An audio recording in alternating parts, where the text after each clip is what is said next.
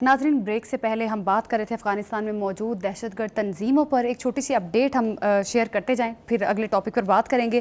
D I جی خان کے علاقے میں انٹیلیجنس بیسڈ آپریشن ہوا ہے، جس میں 4 خوارج کو جہنم واصل کر دیا گیا ہے، جبکہ ایک سپاہی بھی شہید ہو گیا ہے. انٹیلیجنس آپریشنز مختلف قسم کے کیے جا رہے ہیں تاکہ دہشت گردی پر قابو پایا جا سکے. بخاری صاحب، اب جس طرح سے غزہ میں جو حالات بن رہے ہیں، اگر بات کی جائے امداد کی، اور امداد کی بندش کا یہ 7واں ہفتہ ہے، وہاں پہ نہ کوئی امداد پہنچ رہی ہے، نہ خوراک کے کوئی ٹرک وہاں پہ داخل ہونے دیے جا رہے ہیں.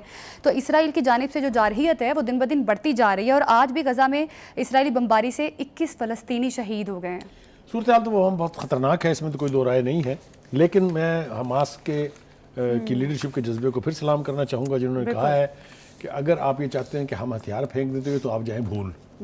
یہ تو ہماری زندگیوں میں ممکن نہیں ہے. اتنے مخدوش حالات کے باوجود اتنی جرأت اور اتنے جذبے کے ساتھ رسپونڈ کرنا جو ہے، اس کے لیے ان کو خراج تحسین پیش کرتے ہیں ہم. دوسری طرف یہ ہے کہ بفر زون کے نام پر اسرائیل نے اب 30% سے زیادہ غزہ کے علاقے پر قبضہ کر لیا ہے، اور وہاں پر کسی قسم کی انسانی امداد جو ہے، چاہے وہ دوائیاں ہیں، چاہے وہ خوراک ہے، چاہے وہ کچھ بھی ہے، چاہے وہ کمبل ہیں، خیمے ہیں، کچھ داخل نہیں ہو رہا وہاں. اور قحط کے ساتھ ساتھ تباہ کن صورتحال وہاں ہے، اور پوری دنیا انتہائی بے غیرتی کی نیند سوئی ہوئی ہے. کسی کے کان پر کوئی جوں نہیں رینگ رہی ہے. لیکن وہ کہتے ہیں نا، ات خدا دا بیر، یہ سب کچھ بھی قائم نہیں رہے گا. اس لیے کہ پہلی مرتبہ تاریخ میں اپنے 55 سے زیادہ سال کے تجربے کی بنیاد پہ یہ بات کہہ رہا ہوں کہ پہلی دفعہ ایک انٹرنیشنل ایشو کے اوپر امریکی انتظامیہ 2 حصوں میں بٹ گئی ہے. ایک حصہ وہ ہے، بہت سٹرونگ نہیں ہے لیکن بہت واضح حصہ ہے، جو یہ چاہتا ہے کہ سفارتکاری کے ذریعے اسرائیل اور حماس کے بیچ، اسرائیل اور لبنان کے بیچ معاملے کو حل کیا جائے. اور دوسرا حصہ ہے جو وہ نیتن یاہو کی نسل سے تعلق رکھتا ہے، جو کہتے ہیں کہ نہیں، طاقت کا استعمال کیا جائے اور فرق کیا جائے ان کو، وہاں سے پورے غزہ پہ قبضہ کیا جائے، وغیرہ وغیرہ وغیرہ. تو یہ جو ڈویژن ہے، یہ ایک بہت بڑا انڈیکیٹر ہے. ایک بات. دوسری بات یہ ہے کہ آپ اس وقت وہاں کیا کر رہے ہیں. ہر وہ ایکٹ کر رہا ہے اسرائیل جس سے وہاں کے مسلمان پرووک ہوں گے. 1967 کے معاہدے کے تحت صرف 30 یہودیوں کو اجازت تھی کہ وہ مسجد اقصی کے اندر داخل ہو کے اور اپنی عبادت کر لیں، جیسی کیسی سو کالڈ انہوں نے کرنی ہے. آج انہوں نے یہ کیا کہ وہاں ان کو 180 کو اجازت دی انہوں نے عبادت کرنے کی. لیکن بدھ کے دن وہاں پر ہزاروں لوگ اسرائیلی فوجیوں کے ساتھ مسجد اقصی میں داخل ہوئے ہیں. یہ وہ وہاں جو ڈائریکٹر ہیں مسجد اقصی کی تنظیم کے، اونی بزباز، انہوں نے کہا ہے کہ بدھ کے دن جو مناظر دیکھے گئے وہ غیر معمولی اور خوفناک تھے. یعنی یہودیوں کے قدموں کے تلے اگر مسجد اقصی ہوگی تو مسلمانوں کی غیرت کہاں سو گئی ہے، کیا کر رہی ہے مسلم امہ کی قیادت. مجھے تو اس بات کے اوپر بہت افسوس بھی ہے، اور بہت میں اس حوالے سے بہت کچھ کہنا چاہتا ہوں، لیکن اپنے جذبات پر قابو رکھے ہوئے ہوں.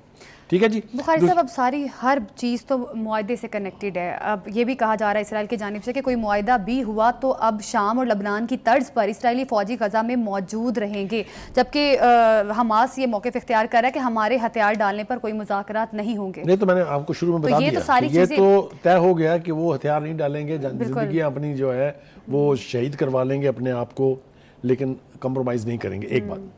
دوسری بات یہ ہے کہ اس کے ساتھ ساتھ ایک پیرلل ڈیولپمنٹ ہو رہی ہے، وہ یہ کہ اگر اس جنگ میں ایران کود پڑتا ہے، جس کے امکانات ہیں، اگر امریکہ بلی کرے گا ایران کو، اگر اسرائیل پنگا لے گا ایران کے ساتھ، تو یہ آگ جو بھڑکے گی اس کا کیا نتیجہ نکلے گا، یہ تو پھر دنیا دیکھے گی. بخاری صاحب، حماس تو تیار ہے جنگ کے لیے، اور حماس کا جذبہ کوئی شک نہیں ہے کہ ان کا جذبہ دیکھنے والا ہے. لیکن بخاری صاحب، شمالی غزہ کے جو لوگ ہیں وہ مظاہرے کر رہے ہیں کہ حماس جو ہے وہ جنگ بندی کی طرف جائے، جنگ بندی کا مطالبہ کر رہے ہیں. دیکھیے، مجھے یہ بتائیے کہ حماس نے کب جنگ بندی سے انحراف کیا ہے؟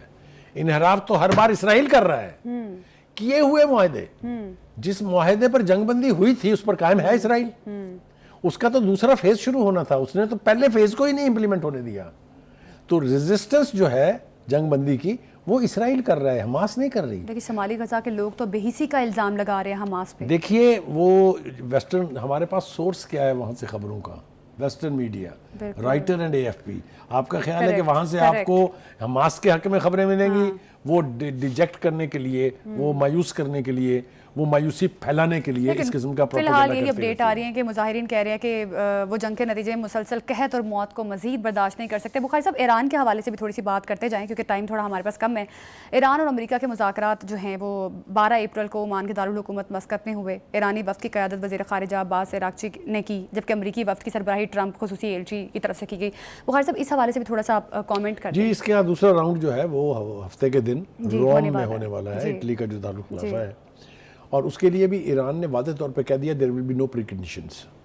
جی دوسرا انہوں نے کہہ دیا کہ ہم نے کتنی یورینیم جو ہے وہ انرچ کرنی ہے, جی. یہ آپ ہمیں ڈکٹیٹ نہیں کرا سکتے. بالکل. ہم نے ہتھیار کون سے رکھنے ہیں, ہم نے میزائل بنانے ہیں کہ نہیں بناتے ہیں, آپ ہمیں ڈکٹیٹ نہیں کر بالکل. سکتے. پاسداران انقلاب نے اور خامنائی صاحب نے اپنا موقف جو ہے وہ واضح الفاظ میں بیان کر دیا. لیکن اب دیکھنا یہ ہے کہ ہفتے کے روز ہونے والے مذاکرات جو ہیں, جو بات چیت ہوگی امریکہ اور ایران کے درمیان, وہ کیا رخ اختیار کرتی ہے. ابھی پروگرام سے ہمیں دیجیے اجازت. اللہ حافظ.